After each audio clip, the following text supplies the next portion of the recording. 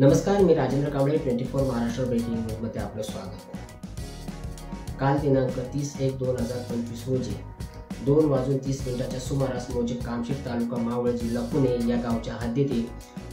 सुभाष रतनचंद गदिया राहणार कामशेत तालुका मावळ जिल्हा पुणे यांच्या इमारतीच्या एका खोलीमध्ये पेट्रोल व रॉकेल सदृश ज्वलनशील द्रव्य पदार्थ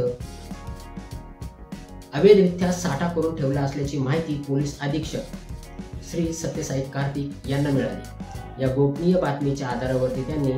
गदिया कॉम्प्लेक्स या ठिकाणी छापेमारी केली असता त्या ठिकाणी अंदाजे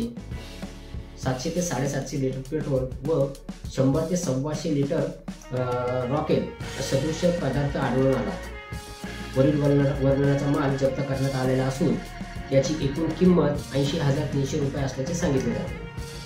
सदरची कारवाई माननीय पंकज देशमुख, पोलीस अधीक्षक पुणे ग्रामीण तसेच अपर पोलीस अधीक्षक श्री रमेश चोपडे,